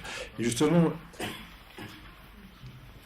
c'est aussi un hommage à Michel, quoi, l'honnêteté intellectuelle. On parle d'échelle et on parle d'agriculture. Et nous avons tous, un jour ou l'autre, vu ces cartes que font les gens qui s'occupent de métabolisme urbain, où on voit justement, par exemple, une ville et l'air nécessaire à sa vie. Et on a tous vu, par exemple, que Paris a une aire agricole qui va en Amérique du Sud, qui est gigantesque, évidemment, on le sait. Donc on sait que la correspondance intuitive entre ces surfaces agricoles, alors sauf en Suisse, mais aussi dans les banques, leur intuition est variable, cette correspondance entre la surface du territoire et la ville est une chose difficile à appréhender intuitivement aujourd'hui, comme beaucoup d'autres phénomènes, y compris ce qui est souterrain. Et du coup, c'est vrai que moi franchement, je m'agace de plus en plus quand même sur ces représentations. Excuse-moi Henri, mais tu vois, moi les jardins familiaux autour des villes, ça m'ennuie, mais alors terriblement, quoi. Et ça n'évoque pour moi que toutes ces photos que j'ai vues autour des fortifications dans l'immédiate après-guerre, où en effet, par nécessité, et y compris dans le parc de Versailles, tout le monde a installé des jardins familiaux. Alors c'est pas l'avenir qu'on se souhaite. Et je trouve que ce n'est pas un modèle. Enfin, je pense que ce cliché-là, moi, je ne le supporte plus. Je le trouve d'une démagogie pénible. Si on fait du fric avec, c'est très bien. Mais si ce n'est pas pour ça, alors vraiment, moi, ça ne m'intéresse pas. Et quand Michel parlait d'agriculture, ce n'est pas à cette échelle-là qu'il s'adressait. Et c'est celle qu'Alexandre évoquait. Et c'est effectivement ce monument de la ville, c'est cette dimension, ce dessin formidable sur le territoire. Donc attention, ne mélangeons pas les gens et les échelles. Traverser les échelles, oui, mais honnêtement. Il y aurait les paysans qui sont nobles et les jardiniers urbains qui sont de pauvres prolétaires qu'il faudrait déclasser, dont il faudrait se moquer. Je ne crois pas. Je crois que quand on fait un projet urbain, il faut savoir entendre ce que les gens demandent, tout simplement.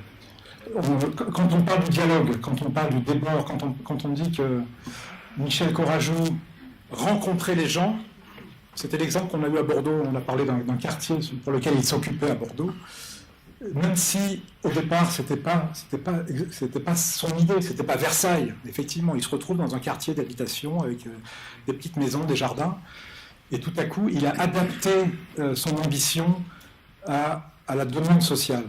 Et je crois que les paysagistes ils devraient apprendre à s'adapter à la demande sociale.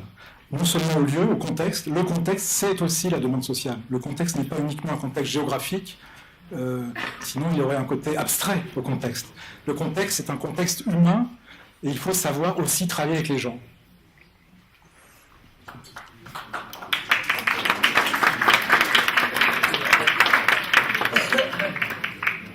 Michel Lévy, ça doit être un désaccord avec ça. Si, bon. D'autres questions? Oui, allez-y. Moi, je dirais quelque chose après. Christian Tabissier, paysagiste, sociologue et cofondateur de l'Antenne de Marseille avec Demouchy, Alain Marguerite et toute l'équipe, Ricordet, etc., Jean-Pierre Clarat.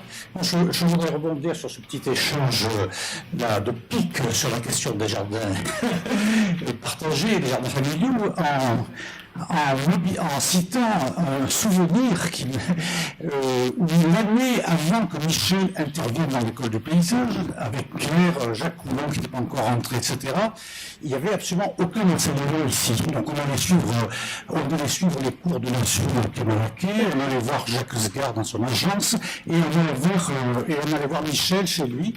Et Michel nous avait emmené voir un projet qui était une clinique privée, il me semble. Et il avait refait le socle du bâtiment, et donc il avait traité 3 des côtés de la parcelle carrée avec un paysagement, avec des plantations de végétaux horticoles. Et le 4e côté, il l'avait laissé avec juste un grillage qui séparait la parcelle d'un jardin potager.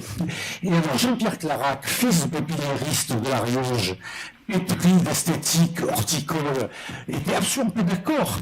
Et donc il y avait un grand débat entre Clara et Courajou qui disait, Michel disait, mais non, parce que ça c'est vraiment le rapport à la nature des gens, c'est vraiment ça, le paysage, etc. Donc voilà, c'est un exemple. Sinon je partage tout à fait l'avis d'Henri sur la question de la commande. Et à Marseille, nous insistons beaucoup là-dessus, sur la question de ce qu'on appelle, bon, c'est un terme, la participation des habitants, etc. Parce que je pense que tout ce dont on débat ici, on ne parle pas du contexte historique, sociologique particulier de l'époque des 30 Glorieuses qui a vu l'épanouissement et le développement de paysagistes comme Michel Courajou ou Jacques Simon ou tous derrière. On a été confrontés en fait à la table rase et à cette reconstruction dans le cadre de la société de masse, la consommation de masse, la production de masse, les autoroutes, les grands ensembles, etc. Et personne ne nous a dit qu'en fait, il y avait un lien entre le nôtre Versailles et Courajou, qui est passé par des tas de paysagistes depuis Forestier, Proche, jusqu'à Grébert, etc., qui s'intéressaient au territoire. Mais Courajou, le premier, ne savait pas. Alors effectivement, moi j'ai connu aussi, en même temps que Jacques, Courajou aux Arts Déco, dans les fameuses AG de 68, où pour la première fois j'ai entendu parler du mot de paysagiste, ce qui m'a motivé à me renseigner et à venir ici. Mais en fait, ce que j'ignorais et qu'il y avait dans la bibliothèque de mon arrière-grand-mère, c'est qu'il y avait un certain Prost qui avait fait le plan d'aménagement du Var, etc. Et donc tout ça, c'est occulté, c'est amnésié. Et je pense qu'on est les produits historiques des 50 dernières années où les paysagistes, surtout ceux qui ont accès à une scène publique, à une estrade pour parler, c'est-à-dire en France, c'est Paris, c'est la centralisation, etc., ils tiennent un discours extrêmement intéressant, interdisciplinaire, de synthèse, mais en même temps, s'ils n'acquièrent pas un bon niveau, ils enfoncent des portes ouvertes. Et aujourd'hui, cette culture paysagiste qu'on défend tous, elle est de plus en plus partagée dans des sphères de plus en plus étendues de la société, jusqu'à ce que, à travers la participation des habitants, beaucoup de citoyens, en fait, ont besoin d'acquérir ce savoir et savoir-faire paysagiste bricolé dans l'interdisciplinarité et bricolé à partir d'une posture de créateur un petit peu star, parce que parisien, parce qu'il faut accéder à la commande. Il n'y a pas que des GP pour faire la commande. Effectivement, il y a de plus en plus des associations et les jeunes paysagistes qu'on forme, ils vont être comme les architectes, confrontés en fait à cette question de la commande dans d'autres cadres que la commande politico-technique liée à un certain système économique qui est de plus en plus mis en question. Voilà.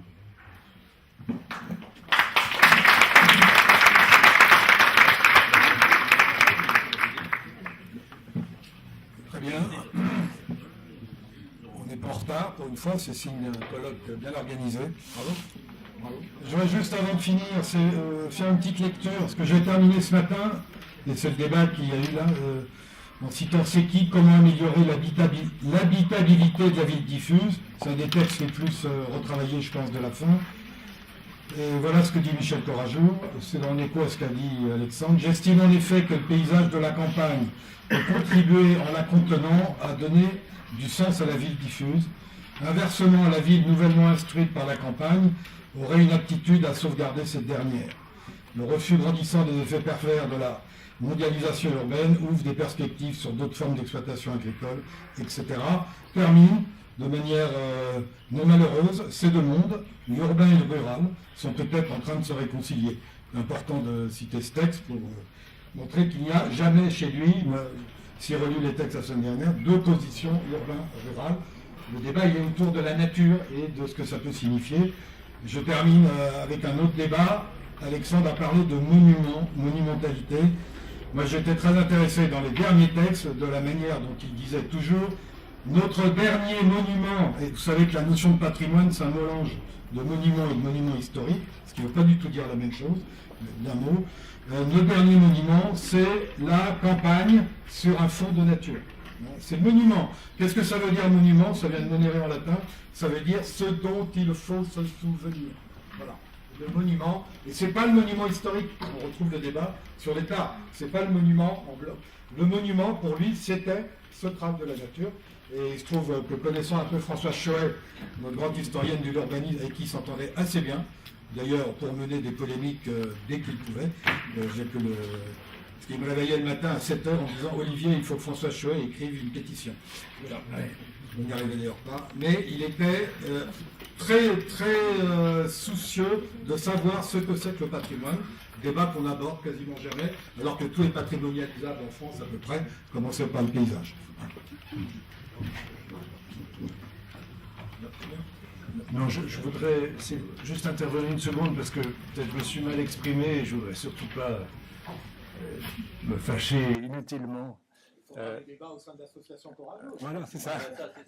Non, ce que je voulais dire, c'est, et je reprends le terme d'Alexandre, esthétisant, qu'on pourrait utiliser aussi pour cette participation. Vous voyez, par exemple, aujourd'hui, il y a beaucoup de projets qui ont une esthétique qui relève de la participation. Ça fait participation. Prenez les quais de la Seine à Paris, on dispose quelques objets, quelques tipis, et tout ça relève des gens et de la participation.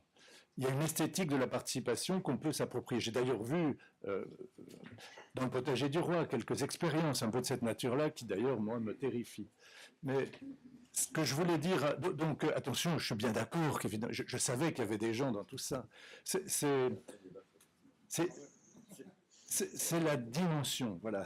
Alors, nous ne parlons plus d'échelle, mais de taille des choses ou de dimension, parce qu'échelle est un terme trop difficile. Au fond, il y avait quand même, pardonnez-moi, mais un certain souffle dans le travail de Michel. Je ne parlais pas de monument, mais une grandeur, oui. Je veux dire, tout d'un coup, ces dessins, je veux dire, ce qu'il avait comme intuition, j'ai lu ce texte aussi pour ça, c'est que tout d'un coup, ça l'intéressait, cette dimension. Et quand il dessinait, il y avait cette grandeur, cette taille. Et c'était sûrement pas l'esthétique de la participation. On pouvait reprocher tout esthétiquement, mais jamais cette concession-là. Je veux dire, toujours une puissance, une vraie puissance. Si les sites l'intéressaient, c'était pour la puissance. Et je dois dire, cette esthétisation de la participation, moi, m'ennuie horriblement. Je la trouve pitoyable. Je parle, j'ai pu le faire aussi, parce que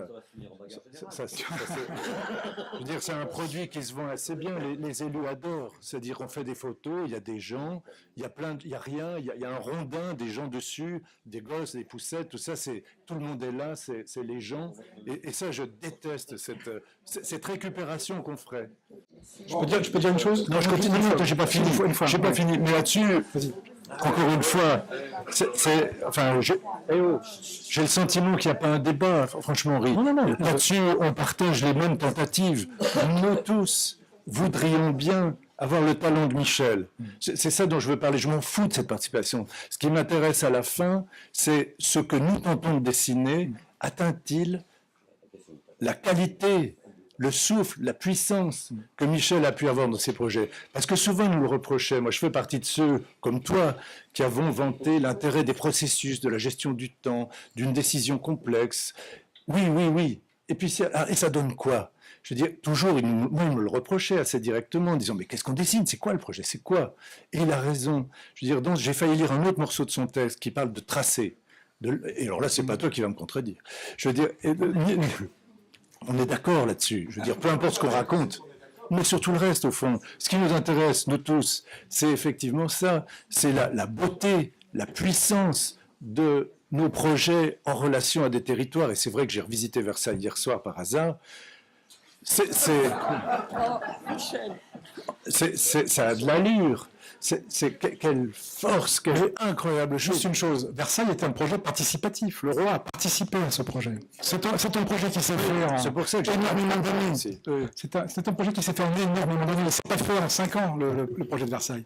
Oui, Participatif. Le roi était impliqué. Peu importe. Donc là, c'était le roi, très bien. Aujourd'hui, nous sommes dans une démocratie. Et je crois que le problème, c'est le rapport à l'œuvre, Michel. Oui, c'est le rapport à l'œuvre. C'est-à-dire que soit on veut la maîtrise totale de son œuvre, soit on accepte qu'il y ait une ouverture, qu'il y ait un partage. Bien sûr, je ne suis pas moi non plus pour le partage total. Bien sûr, il faut tenir. On parlait de tension, tu parlais de tracé tout de suite.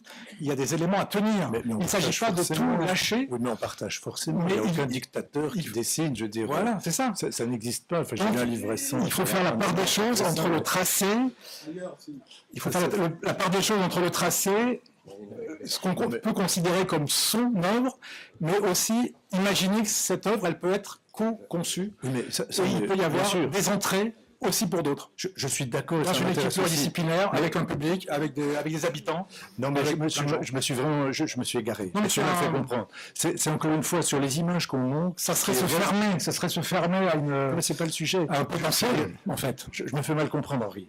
C'est sur ce qu'on dessine. Ce rapport entre la ville et la campagne peut avoir des dimensions variables, une puissance et une beauté. Michel, tais-toi un peu. Je veux dire, ce rapport entre la campagne et la ville peut avoir effectivement une puissance, une force, une beauté variable. C'est-à-dire, il ne suffit pas de participer. Ce n'est pas un sujet, je suis d'accord avec tout ça, démocratiquement, oui, bien sûr, personne ne sera contre. Mais ce qui compte à la fin, c'est ce que nous arrivons tous à en faire et est-ce qu'on participe de cette sorte d'esthétique connotée, très connotée. Tu vois, l'esthétique participe de la participation. Je trouve ça déplorable qu'on en soit là. Je ne parle pas de nous, d'ailleurs. Mais je sais pas, moi je rêve, et je suis de plus en plus... Franchement, il faudrait qu'on relise ce texte, je voulais le chercher tout à l'heure, sur les tracés. Michel, et c'était avec Jacques Coulon d'ailleurs, et Marie-Hélène Lose, travaillant sur Versailles, s'intéresse aux tracés. Et oui, ces tracés, c'est important, même si pendant quelque temps, moi j'ai pu raconter le contraire, mais maintenant je suis convaincu que ces tracés ont une importance énorme. D'ailleurs, les ingénieurs ne s'en privent pas. L'ingénierie, comme tu dis, ne s'en privent pas. Ils n'ont pas d'angoisse avec ça. Et heureusement, je veux dire, c'est beau un aéroport, c'est magnifique les autoroutes. Et nous devons avoir cette force-là dans le dessin de nos villes. Je veux dire, quand on voit ces pauvres architectes aujourd'hui, moi je les plains.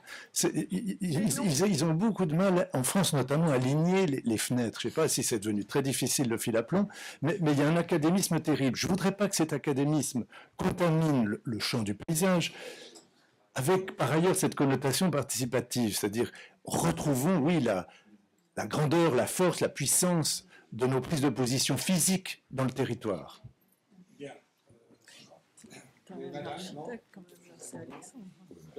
Oui, Henri avait répondu. Moi, j'avais répondu, oui. Je veux bien parler. Je crois que je suis absolument pas d'accord avec ce que vient de dire Michel Delisle. Non, d'abord, parce que ce qui me rend... Je suis pas certain qu'il pense vraiment ce qu'il dit, surtout quand il commence en disant, avec une espèce de fausse modestie qui m'énerve beaucoup, non, nous ne serons jamais à la hauteur de Michel. Ça va, les hagiographies, hein. On est tous, voilà, chacun essaye d'être excellent, et je pense que tu penses que tu es excellent. Simplement, je pense, pas fort, je sais pas. Alors, moi, ce que je vois, c'est qu'évidemment, que tu te reconnaisses mieux dans les 3C royaux, c'est un peu normal. C'est un peu les gens que tu fréquentes.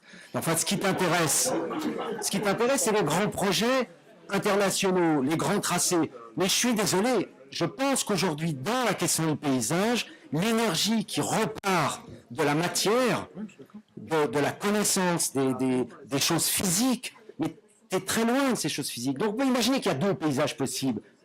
Ben, je sais parce que je vois la production. Je sais que tu es très loin des choses physiques, je suis désolé. Oui, parce que ça t'intéresse justement parce que tu comprends pas quel intérêt peut y avoir à toucher de brins de terre autour d'un bout de bois. Mais je pense, c'est ce que tu dis, que ça, à l'instant, c'est ce que tu viens de dire. Enfin, tu me laisses terminer. Donc je pense simplement que je crois qu'il y a au contraire une dynamique fantastique, même si elle est récupérée. Mais quelle dynamique n'est pas récupérée par les pouvoirs ?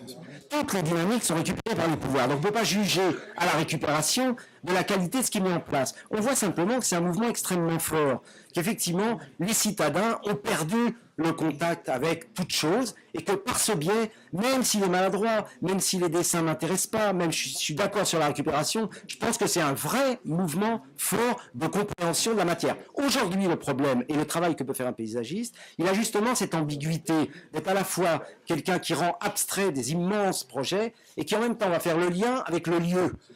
Au moment de la mondialisation, le contact avec le lieu, il emmerde tout le monde parce qu'il bloque. Sauf qu'aujourd'hui, c'est une dynamique extrêmement importante. Et qu'on ne sache pas la voir ou qu'on ne sache pas la développer, c'est dommage, mais on y arrivera. L'idée, effectivement, des autosuffisances des cantons, c'est un premier truc qui plonge les gens dans leur immédiateté. Les très grands projets, il y en aura toujours. Ils sont quand même, en général, le fait des politiques. Donc, c'est quelque chose qui fait que, quand on s'intéresse à ces très, très grands projets-là, on délègue ces voix. Et il y a un moment où j'ai pas envie de déléguer toutes nos voix. Voilà, je trouve qu'il y a une dynamique autre qui peut s'installer. Je trouve que notre position, elle est de faire le pont entre ces deux-là. Ça ne veut pas dire qu'il y a un qui est bien et l'autre qui est pas bien. Mais moi, je peux pas dire que la dimension des projets auxquels tu t'intéresses, moi, je me permettrai pas de dire que c'est lamentable. Alors, tu peux pas te permettre de dire que c'est lamentable de travailler sur des choses qui, effectivement, sont minimes, remontent. Moi, je suis beaucoup pour les choses qui remontent. J'ai compris Versailles en regardant comment s'arrêtaient les bordures de pelouse et comment se géraient les... Voilà. Donc, c'est quand même important d'y réfléchir d'une manière plus nuancée.